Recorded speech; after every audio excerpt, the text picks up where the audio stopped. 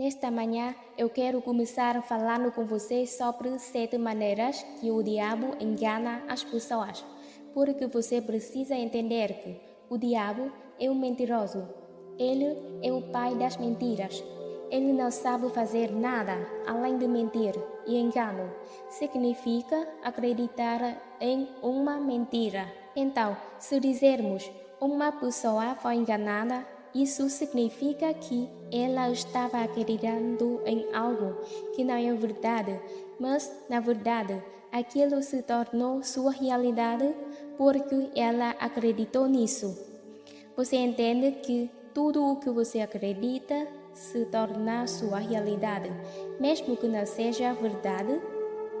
Você pode acreditar que alguém não gosta de você e você passa por todo o mesmo tormento que você passaria se a pessoa realmente não gostasse de você. E talvez esta pessoa nunca tenha tido um pensamento ruim sobre você em sua vida. Talvez ela nem sequer pensar em você. Às vezes, achamos que todo mundo pensa em nós o tempo todo, no que estamos fazendo e o que estamos usando. Sabe, muitas vezes, você é a última coisa na cabeça deles. E então, deixe-me dizer isso para você hoje, para você levar para casa e pensar: em quantas mentiras você acredita? Eu arriscaria dizer que não há nenhum de nós aqui neste lugar, inclusive eu, que ainda acredita em algo que não é verdade. Agora, bem, você pode pegar e guardar isso, levar para casa com você, e quando você estiver em seu tempo com Deus, começar a pedir a Deus para revelar a você mentiras nas quais você acredita, porque cada mentira que você acredita representa algo que o diabo está roubando de você, que Deus quer que você tenha. E sabe, todos nós temos uma tendência diferente no nosso ministério, aqueles de nós que são chamados para o ministério. E além de ver pessoas salvas e ajudar pessoas feridas em todo o mundo, eu realmente quero ver as pessoas. Eu quero que os cristãos sejam espiritualmente maduros e que não sejam bebês a vida toda. E eu realmente quero ver as pessoas terem aquilo pelo qual Jesus morreu para elas terem. Não há nada mais triste do que um cristão sem vitória. Precisamos da vitória para deixar outras pessoas famintas e sedentas pelo que nós temos. E a vitória não significa necessariamente você não ter problemas. É mais sobre você deixar o problema ter você. Então, precisamos conhecer nosso inimigo. 1 Pedro 5,8 diz: fique alerta e de mente sóbria. Veja, a mente é muito importante. Pense no que você está pensando. Da próxima vez que ficar deprimido, tire um momento e pense no que você está pensando. Ou, da próxima vez que o diabo te convidar para uma festa de piedade e você ficar lá sentado sentindo pena de si mesmo, apenas pergunte a si mesmo: agora, no que eu estive pensando? Bem, você tem pensado sobre o que você não tem, no que as pessoas não fazem por você, no que você não é, e você pode mudar isso simplesmente pensando do jeito que Deus pensa, e a maneira como Ele pensa está escrita neste livro. Este é o seu manual, viu? Quanto mais você conhece sobre isso, eu sou tão grata pelo que eu sei. E eu estou há 43 anos nisso, então, naturalmente, eu sei um pouco hoje, mas eu entendi da mesma maneira que você vai entender. Um dia de cada vez, um ano de cada vez, recusando-se a desistir. Pense, daquilo aqui 5 anos, O que você vai saber é que você não sabe hoje, que o diabo não quer que você saiba de nada. Ele fará tudo o que puder para evitar que você receba conhecimento. Seu inimigo, o diabo, anda por aí como um leão rugindo, à procura de alguém para devorar. Ok, diga agora, não serei eu. Satanás já foi um lindo, magnífico arcanjo. Ele era responsável pelo louvor. Na verdade, parece que seu corpo era feito de instrumentos musicais. Então, de todas as maneiras que ele se movia, ele fazia um som diferente. Um arcanjo. Há um punhado de arcanjos. Eles estão acima dos outros anjos. E ele ficou tão cheio de si, mesmo que se rebelou contra Deus e disse: Eu levantarei meu trono acima do trono de Deus. Bem, sabe, isso não funcionou para o diabo e não vai funcionar para nenhum de nós. Ou é o jeito de Deus ou de jeito nenhum. Então, resumindo, ele acabou sendo expulso do céu com 1/3 dos anjos que o seguiram e ele está aqui na terra. Desde então, tentando se vingar de Deus, tentando fazer mal aos filhos de Deus. Sabe, como pai, dói ver seus filhos sofrerem mais do que se você mesmo sofresse. Então, Deus proveu um caminho para nós não ficamos sem ajuda. E o que precisamos entender é que nos foi dada autoridade sobre o diabo. Quando Deus criou Adão e Eva, Ele deu a eles autoridade e os colocou no jardim. Quando pecaram, eles entregaram essa autoridade ao diabo. Ele disse a Jesus, quando Jesus estava sendo tentado no deserto naqueles 40 dias e 40 noites, ele disse: Isto é meu e eu vou dar a quem eu desejar. Bem, ele tem poder aqui, porque Adão deu a ele, mas Jesus o tirou desse poder. Ele tirou dele e deu para aquela autoridade, não é o poder, e devolveu-o a qualquer um que cresce.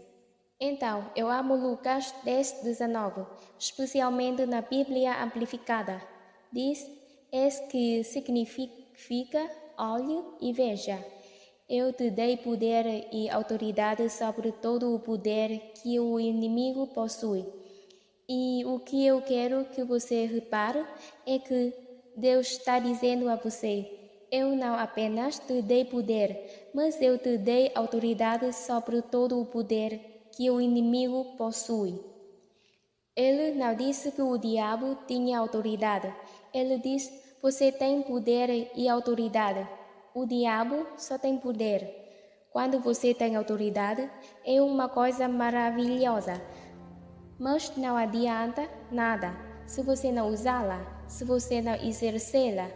E eu acho que muitas pessoas estão sentadas por aí, deixando o diabo os espancar e as frustrar, e as chatear, e as roubar, e as atormentar. E elas nem sequer tentar revidar. Sabe, você não consegue vencer a guerra se você não for para a batalha e lutar contra o diabo. Não é comum quando entendi pela primeira vez sobre ter autoridade como crente. Nos anos 70, eu gritava com o diabo e esbravejava com o diabo. Eu repreendo você.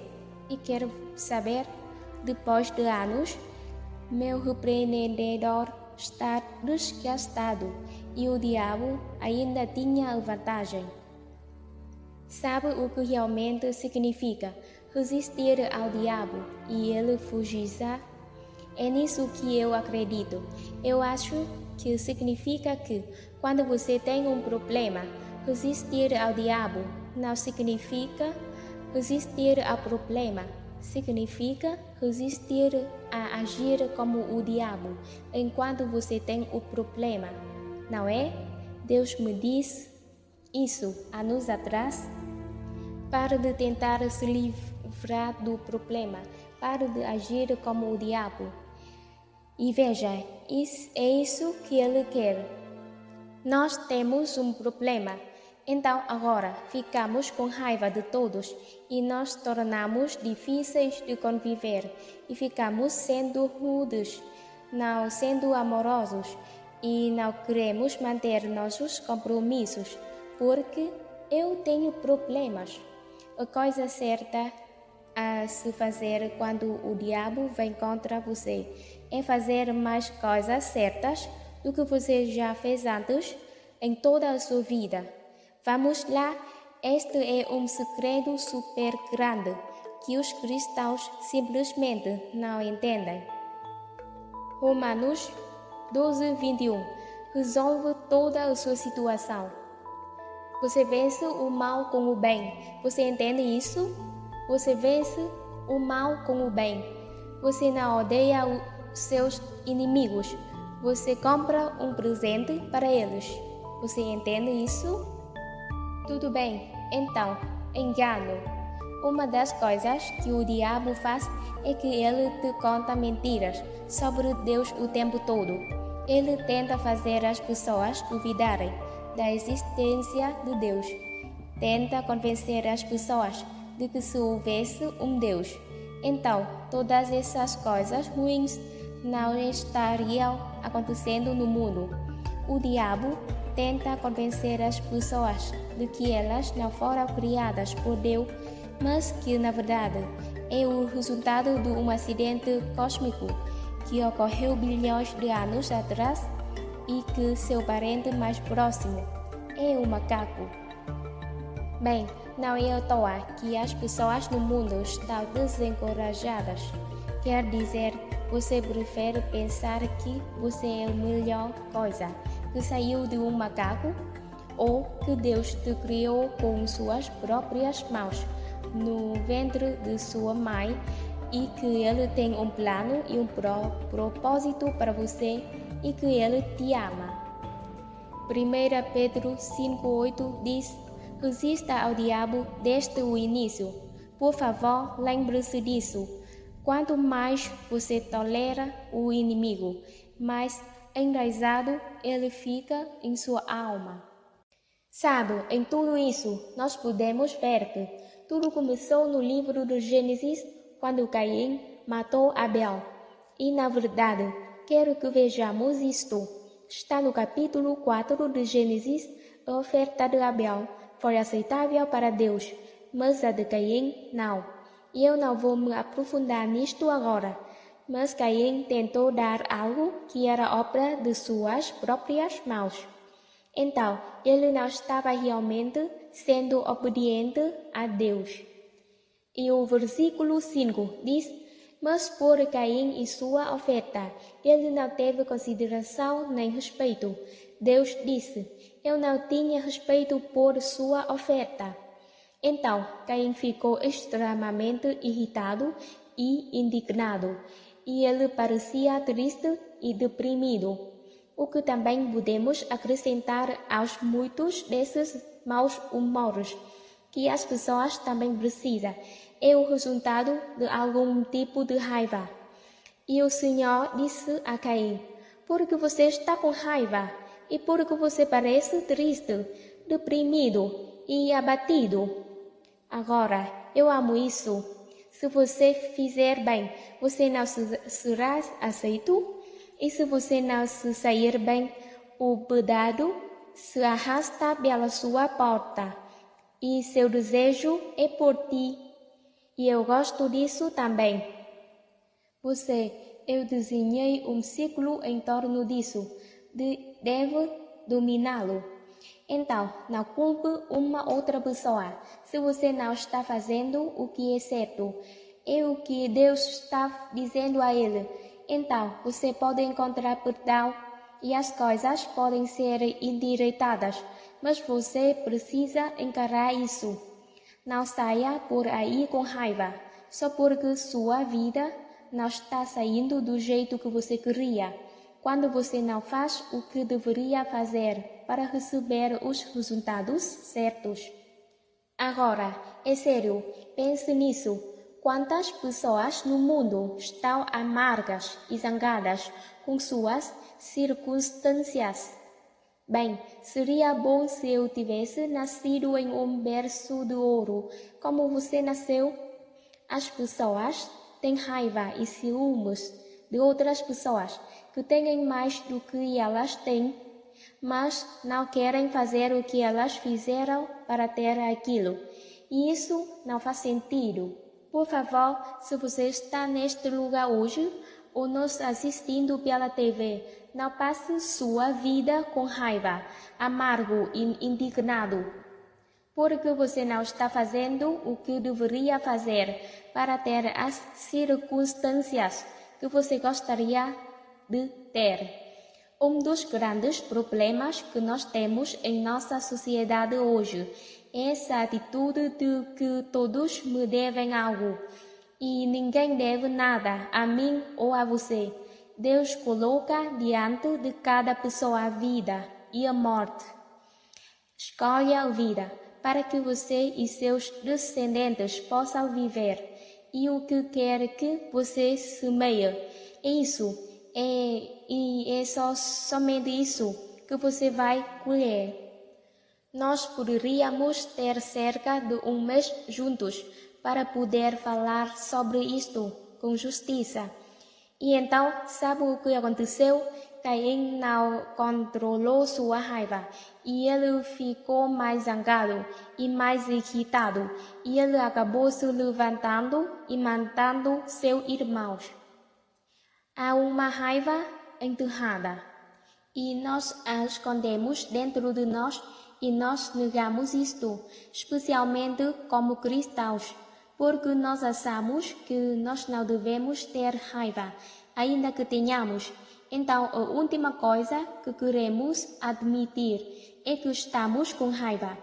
Então, colocamos um sorriso no rosto e fingimos que está tudo bem. E você me ouviu falar ontem à noite sobre como Davi e eu brigávamos até chegar na igreja.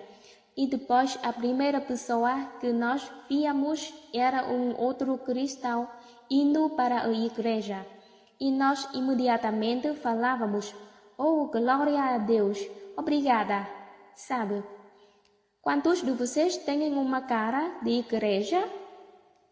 Nós não queremos que ninguém da igreja saiba que nós temos um problema. Só a verdade nos liberta.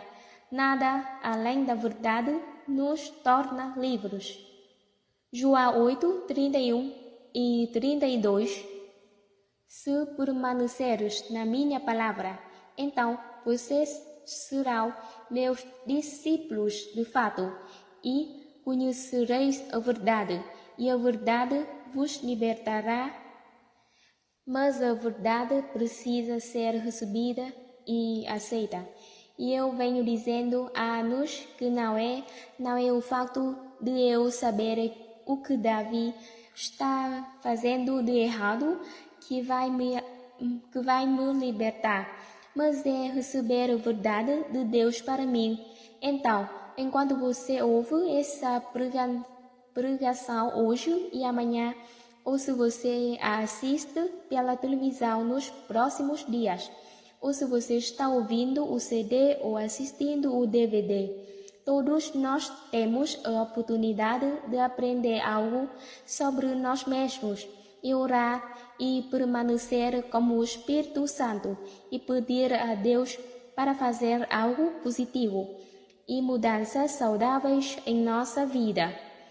Quantos de vocês gostariam de não passar mais um dia de sua vida com raiva e chateados por algo que aconteceu há 20, 30 anos atrás, sobre o que vocês não podem fazer mais nada? Ou talvez algo que aconteceu esta manhã e que você pode muito bem esquecer, porque você provavelmente vai superar isso daquilo 2 ou 3 dias a partir de agora. De qualquer maneira, isso foi algo que o Senhor me ensinou. Eu ficava brava com as coisas e, sabe, ficava com raiva por uns 2 ou 3 dias e depois eu finalmente decidia superar aquilo. E uma vez ele estava tratando comigo e disse: por que você não vai em frente e toma essa decisão de superar isso agora? E aí você não vai precisar desperdiçar os próximos dias, porque você vai superar isso de qualquer maneira. Eu não estou dizendo a verdade? Então, se eu posso superar isso em 3 dias, por que eu não posso decidir? Todo mundo diga, decidir. Diga decidir. Essa é uma boa palavra. E você diz, mas eu sinto. Bem, agora veja. É bem aqui onde está o problema. Eu vou te dizer o que fazer com estes sentimentos. Diga a Deus como se sente, assim como o salmista Davi fez. Se quiser, escreva uma carta desagradável para alguém, mas rasgue-a antes de entregá-la à pessoa. Tire isso do seu sistema, desabafo, e diga a Deus: é assim que eu me sinto, Deus, mas por causa de sua graça, sua misericórdia e do poder do Espírito Santo na minha vida, eu não tenho que agir em cima de sentimentos tolos e ridículos que vão causar problemas na minha vida e vão acabar me machucando. Há muita confusão sobre a emoção da raiva. O mundo não fica confuso sobre isso. Eles acham que é maneira de lidar com tudo, mas muitos cristãos estão confusos porque eles realmente se sentem como se fossem indivíduos piedosos e que eles nunca podem sentir raiva. E curiosamente, a Bíblia diz: irai-vos, mas não pequeis. Então, como posso ter raiva, mas não pecar? A maneira de ter raiva e não pecar é sentir a raiva, mas não agir em cima dela. Em vez disso, leve o problema, a situação ou a pessoa para Deus e deixe que Ele seja o seu vingador. E eu tenho certeza de que há algumas pessoas aqui esta noite precisam desesperadamente fazer isso. Vocês parecem tranquilos, mas certamente eu tenho algumas pessoas zangadas aqui. Deve haver algumas pessoas aqui esta noite que entraram pela porta e têm algumas coisas acontecendo dentro de você que estão te ferindo e ferindo as pessoas ao seu redor. Veja, quando você está com raiva, você desconta em alguém. Isto sai de você. Aqui está uma coisa boa a ser fazer. Quando você, qualquer momento que você tiver um tipo de comportamento impuro, pare e pergunte a Deus: de onde isso vem? Juntamente com uma grande multidão, estavam deixando a cidade. Um homem cego, Bartimeu, que significa filho de Timeu, estava sentado à beira da estrada, esmolando. E quando soube que ele era Jesus de Nazaré, começou a gritar: Jesus, filho de Davi, tenha misericórdia de mim.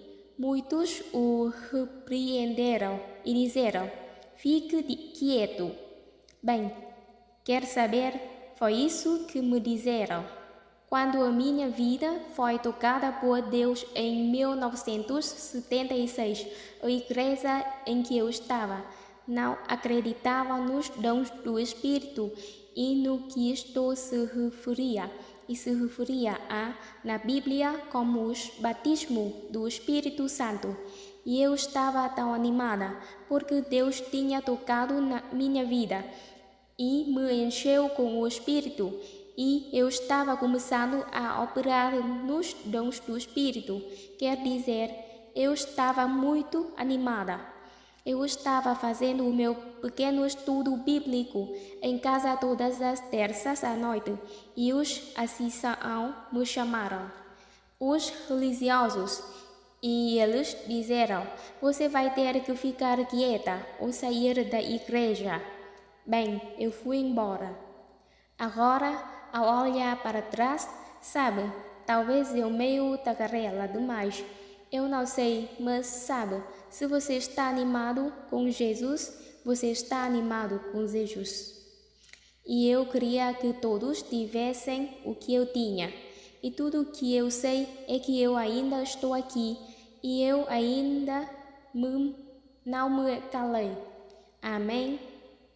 Se você fica animado com Jesus, sua família vai te dizer para ficar quieto.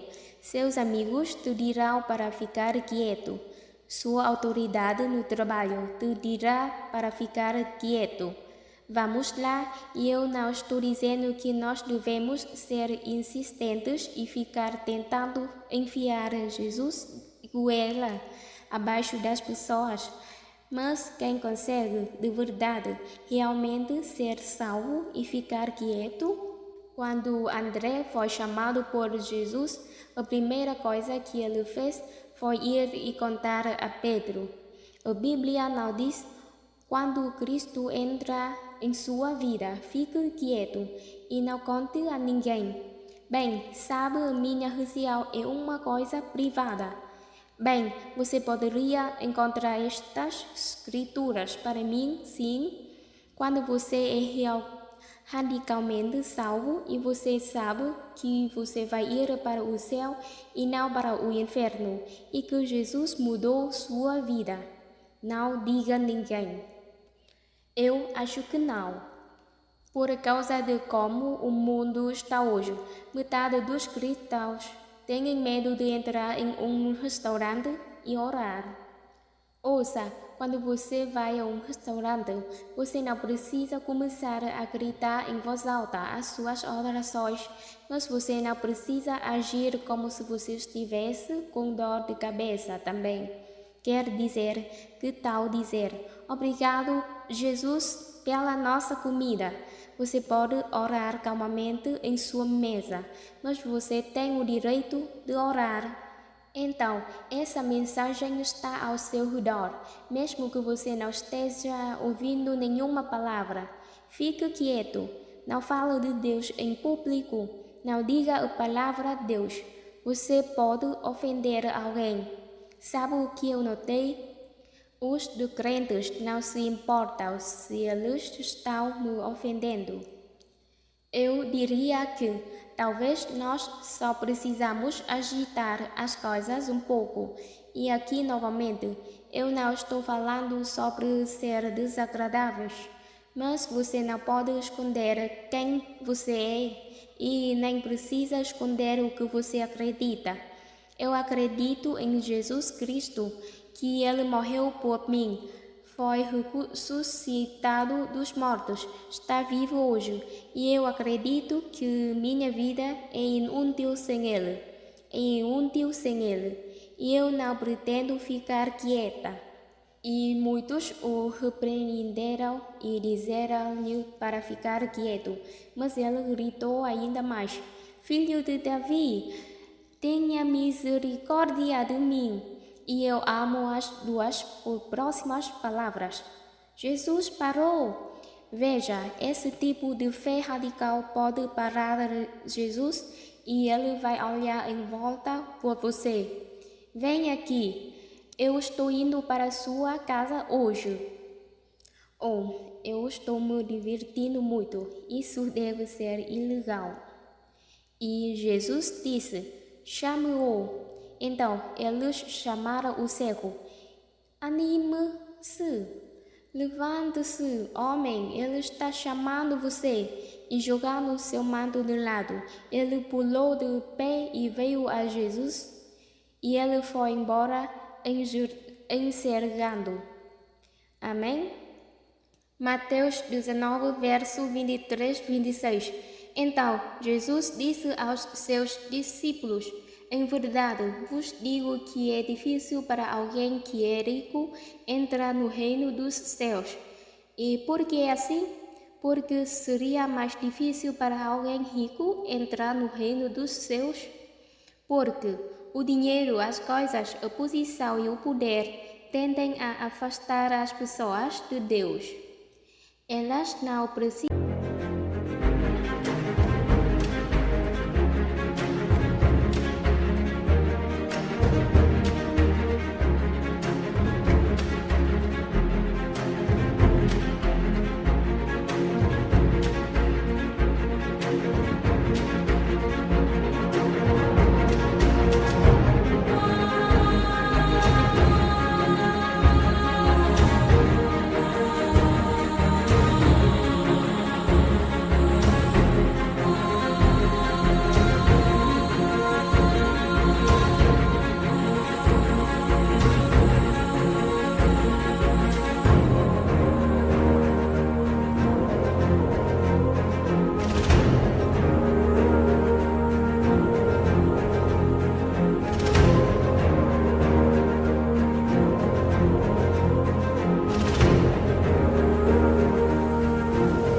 se sentir assim, mas se elas não forem cuidadosas, elas podem escorregar em uma autossuficiência. É incrível, quanto mais necessitado você está, mais tempo você passa com Deus. Buscai primeiro o reino de Deus e todas as outras coisas te serão acrescentadas. E, novamente, eu digo que é mais fácil para um camelo passar pelo furo de uma agulha do que alguém rico em entrar no reino de Deus. Quando os discípulos ouviram isso, ficaram muito surpresos e disseram: Bem, quem então pode ser salvo? Jesus olhou para eles e disse: Para o homem, isso é impossível, mas para Deus todas as coisas são possíveis. Agora, vamos pensar sobre o camelo passando pelo buraco de uma agulha. Quando ouvimos isso, pensamos no buraquinho de uma agulha e um bem camelo grande, tentando passar por ele e pensamos, bem, sim. Então, se você tem algum dinheiro e você não sabe se você está feliz com isso ou não, mas ele estava simplesmente fazendo uma analogia e se você soubesse o que era este buraco de agulha, e provavelmente alguns de vocês sabem, vocês entenderiam o ponto da história. Os camelos eram carregados com mercadorias de outros países e eram trazidos para outras cidades. Neste caso, Jerusalém, com comida para as pessoas e precisavam ser vendidos utensílios domésticos que eles precisavam, e havia portões que davam para a cidade, e um desses portões era chamado de o buraco da agulha. Mas era um portão estreito, e a única maneira de um camelo conseguir passar por ele.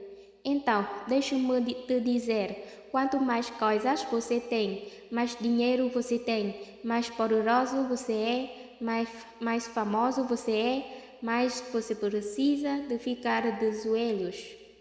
Sabe, depois de ficar 2 ou 3 dias com todo mundo batendo palmas e me aplaudindo e achando que eu sou a melhor coisa desde o pau fatiado, eu fico de joelhos. Deus é você e eu sei o que eu sou sem você, e eu estou espantada por você me usar. Amém?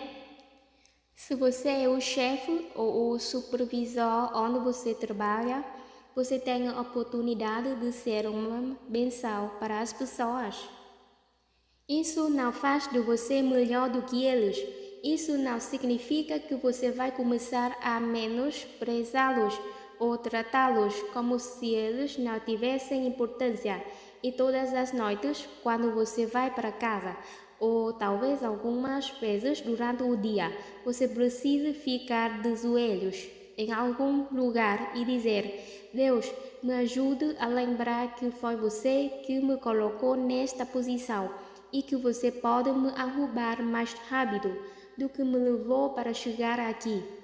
Bem, hoje eu estive ensinando sobre agitar a nossa fé e acreditar que com Deus todas as coisas são possíveis. Mateus capítulo 5, versículo 9, é uma estrutura maravilhosa. Vamos ver isso juntos e tirar um pouco de tempo para examiná-la.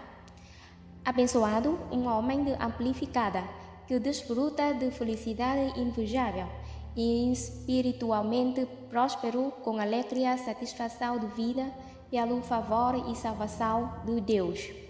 Agora, veja isso, independentemente de suas condições externas. Agora, o que estamos buscando? Este é porque de eu não conseguir e você não conseguir, e de nós nunca seremos capazes de controlar todas as coisas que vêm contra nós. Nem toda tempestade está na previsão do tempo. Amém? Nem todas as tempestades estão na previsão. Muitas coisas acontecem de repente e inesperadamente e deixa-me dizer, nós precisamos estar preparados, precisamos ser fortes com antecedência, não esperar. Até que estejamos no meio de uma confusão e só então tentamos fortalecer em Deus e orar. Não temos que nos preparar, temos que viver prontos. Amém? Alguém ouviu o que eu estou dizendo? Nós precisamos viver prontos. Então, essa estrutura diz que as pessoas são abençoadas. São aquelas que são felizes e têm alegria, independente de suas condições externas. Então, ele continua dizendo, abençoados são os que produzem, e veja isso, aqueles que produzem, mantêm a paz. Então, não podemos dizer, eu gostaria de ter paz, ou Deus me dê paz. Ele diz, seja um criador de paz, seja um mantenedor de paz.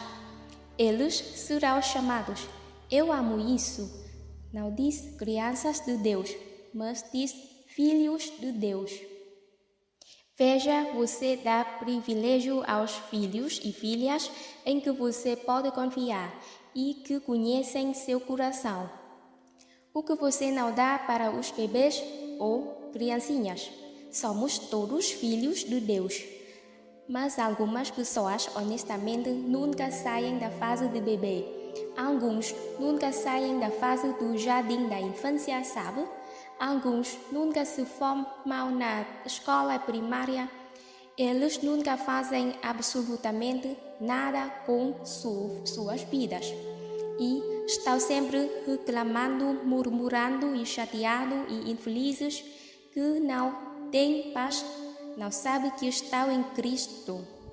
Simplesmente porque elas nunca foram ensinadas ou não estão dispostas a ir. Got the doctor, you the specialist, and his love is relentless. I share yours on his own. Loyalty, my movement, I ignore and just roll. Cause I never ever give you up now. Oh, get the backseat, baby, we can back it up. Out green, swinging, when we turn it up. When we lean back, baby, can we loosen up? If you got that key, gonna start me up. You doing something to me right now. I'll get by the water, pumping down. But you would keep me right now.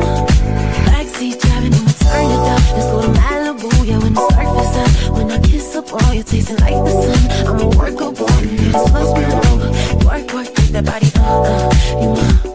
you my one love. I never, ever give you up, no, no.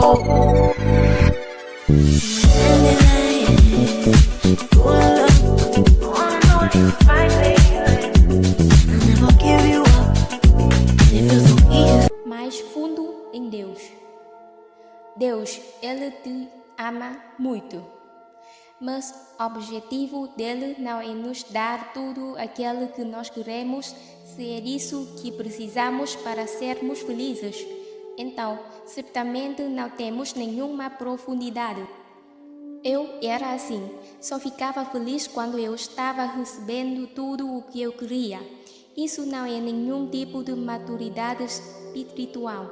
Qualquer um pode fazer isso. Você não precisa ser salvo para fazer isso. E agora, você está disposto a assumir o papel de pacificador? Você está disposto a ser o primeiro a dizer: eu sinto muito? Então, fazer isso. Mesmo que você não ache, a culpa foi sua. Agora, isso já é um novo nível mais alto. Agora sim, estamos indo ao fundo. Eu sou o faminta pela paz. Agora, não me entenda mal. Há momentos em que você precisa fazer barulho sobre coisas que não estão certas, sem dúvida. Eu não estou falando de não controlar o mal e não confrontar coisa alguma, sabe? Mas por quantas coisas perdemos nossa paz que realmente não fazem nenhum sentido. Na verdade, isso nem faz tanta diferença a longo prazo. Não é um problema para nós, não é isso que vamos nos preocupar no leito de morte.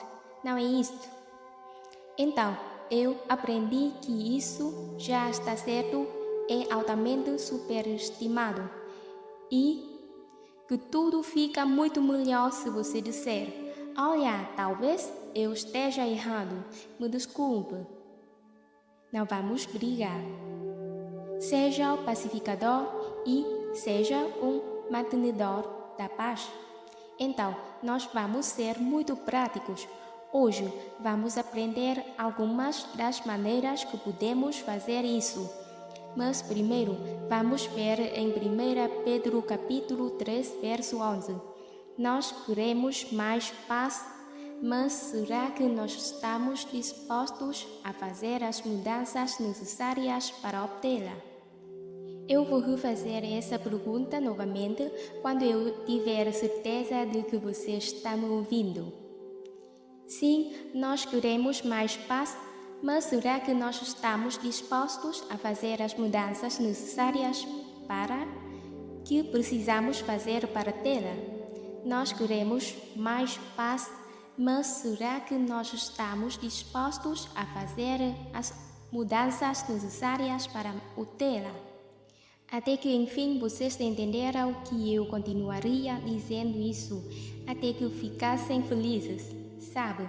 Eu descobri que eu poderia ter mais paz na minha casa se eu não parasse de dizer ao meu marido o que ele deveria fazer.